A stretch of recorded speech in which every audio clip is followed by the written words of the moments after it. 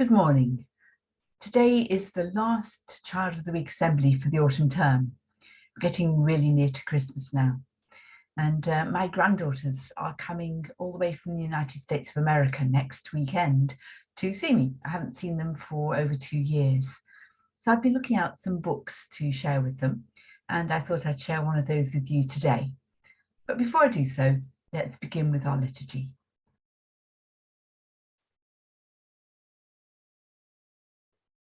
In the beginning, when God created all things, he said, "Let there be light," and there was light. Let your light shine.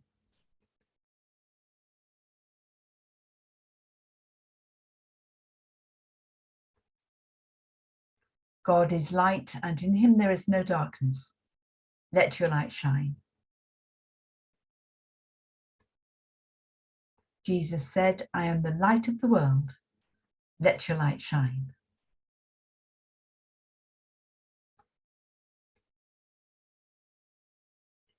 Well, I wonder if any of you know who this cartoon figure represents. We're going to be thinking about Christmas traditions and how they're different all over the world. And today I'm going to tell you a story about this particular figure. His name is St. Nick, St. Nicholas, and there's a really special story all about him that's written in a poem, a very famous and a very old poem. And that's what I'm going to share with you today.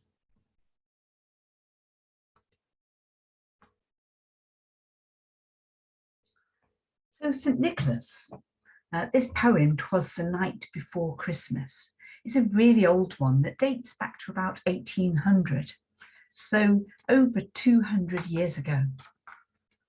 And St. Nicholas was inspired by a tradition of a Father Christmas type figure who was a saint, a Christian leader, who lived about 1700 years ago and was born in Turkey. He was a very good man, and there are lots of stories about his care and kindness to those who are in his community. So let's tell you the story in this poem.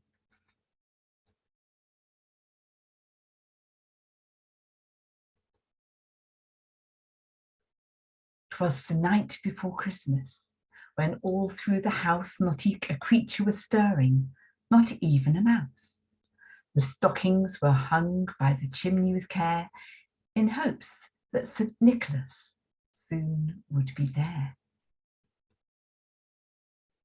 The children were nestled all snug in their beds, while visions of sugar plums danced in their heads, and Mamma in her kerchief and I in my cap had just settled our brains for a long winter's nap. When out on the lawn there arose such a clatter, I sprung from the bed to see what was the matter. Away to the window I flew like a flash, tore open the shutters and threw up the sash. The moon, on the breast of the new fallen snow, gave the lustre of midday to objects below, when what to my wondering eyes should appear but a miniature sleigh and 8 tiny reindeer, with a little old driver so lively and quick, I knew in a moment it must be St. Nick. More rapid than eagles his coursers they came, and he whistled and shouted and called them by name. Now Dasher, now Dancer, now Prancer and Vixen, on Comet, on Cupid, on Donner and Blitzen, to the top of the porch, to the top of the wall, now dash away, dash away, dash away all. As dry leaves that before the wild hurricane fly, when they meet with an obstacle, mount up to the sky, so up to the housetop the coursers they flew, with the sleigh full of toys, and St. Nicholas too. And then, in a twinkling, I heard on the roof the prancing and pawing of each little hoof. As I drew in my head, I was turning around, down the chimney St. Nicholas came with a bound. He was all dressed in fur, from his head to his foot, and his clothes were all tarnished with ashes and soot. A bundle of toys was flung on his back, and he looked like a peddler just opening his pack. His eyes, how they twinkled, his dimples, how merry. His cheeks were like roses, his nose like a cherry. His droll little mouth was drawn up like a bow, and his beard on his chin was as white as the snow. The stump of a pipe he held tight in his teeth, and the smoke, it encircled his head like a wreath. He had a broad face and a little round belly that shook when he laughed like a bowl full of jelly.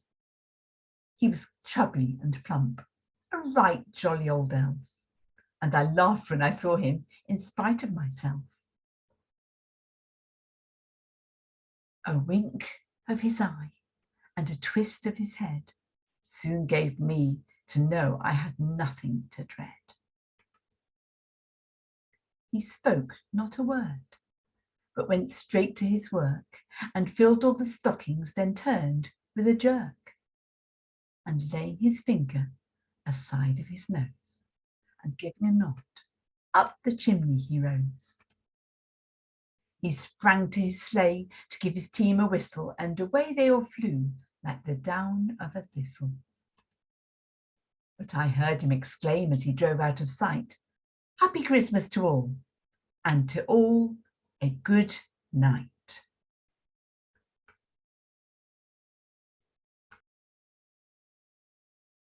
I hope you liked that story, that poem about St. Nicholas. And over the years, that poem maybe has inspired many different versions of St. Nicholas, and gives us the Santa Claus that we all know and love today. I said that he was a very good man, and a bishop, Christian leader, and many stories told about him. One of them is particularly famous, about a father who had 3 daughters. His daughters were old enough to marry, but the father couldn't afford to pay the dowry. And the dowry was a traditional gift that was given to the husband or the husband's family to help look after the new bride. And marriage was an important way of making sure that the family was looked after. The daughters were looked after when they went home, and the dowry was really important. And this father was worried because he couldn't afford it. On 3 different occasions, St. Nicholas walked past their house and threw bags of gold down the chimney, which landed in the stockings that were drying by the fireplace. That was the sort of person that St. Nicholas was. So over the years, different traditions have grown up in different countries. And you're going to learn something about those this week. Learning about the celebrations and customs that are different to those of our own, but still really interesting to find out.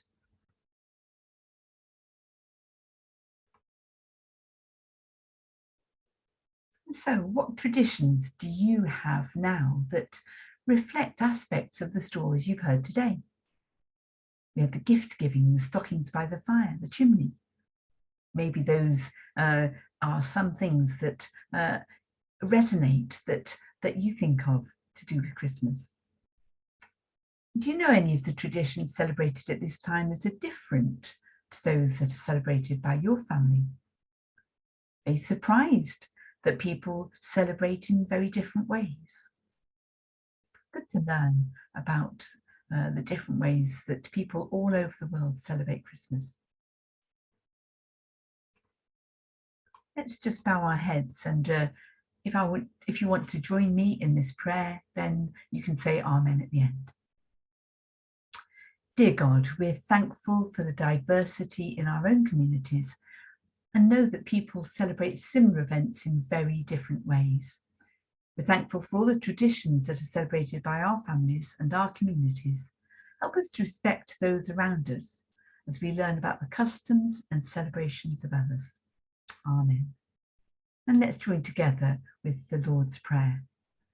Our Father, who art in heaven, hallowed be thy name. Thy kingdom come, thy will be done on earth as it is in heaven.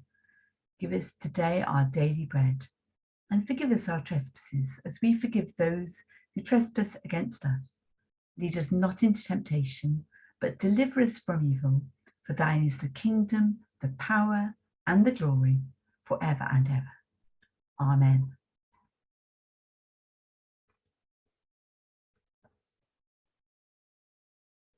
So we move now to our Child of the Week celebration, and we're not just thinking about Child of the Week today, but also we're going to be thinking about the values cups that we give out, another tradition that is within our school. So year one, Spurman is saying congratulations to Josh, and Josiah has been chosen by Miss Marsden. In year two, Miss Franklin has chosen Amelia, and Benjamin has been chosen by Miss Jakes and Mrs. Walker.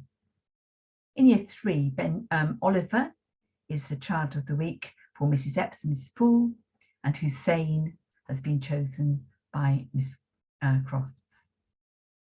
Moving into year four, Mr. Lefebvre has chosen Ocean Blue, and Sophie is the Child of the Week for Mr. Wright. Sophie, I'm sorry if I said that name wrong. I never know whether you're Sophie or Sophie, so apologies. Well, Mrs. O'Donoghue has chosen the whole of her class. So a big well done to all of 5EA. And Mr. Boyer has chosen Zach. And we move finally to the last of our year groups, year six. Miss Greenhill has chosen Daniel, and Miss Denial has chosen Alice. So well done to all of those chosen as our last Children of the Week for 2021. But we also have our values cups, and I'll be coming around a little later on Monday with each of those cups to give them to the children who have been nominated. So these are they.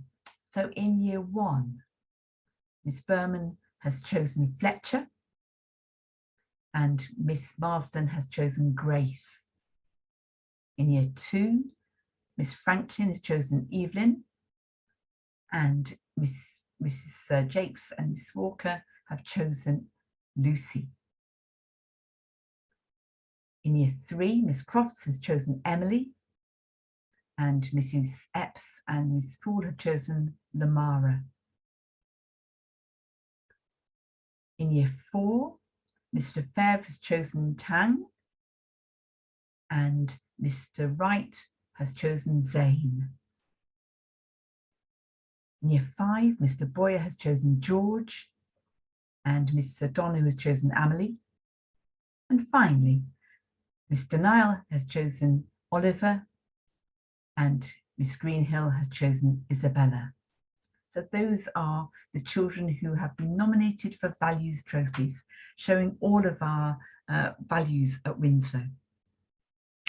A big thank you and a big congratulations to each one of them. And I hope you'll take your values trophies home and proudly show them off to your parents and friends and family over Christmas.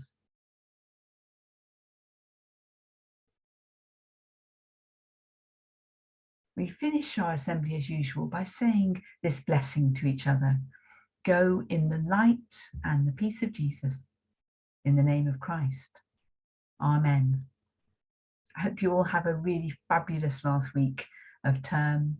Keep safe and enjoy yourself. And remember to thank those around you who are putting in so much work and effort to make it such a special time for you. I'll see you later. Bye-bye.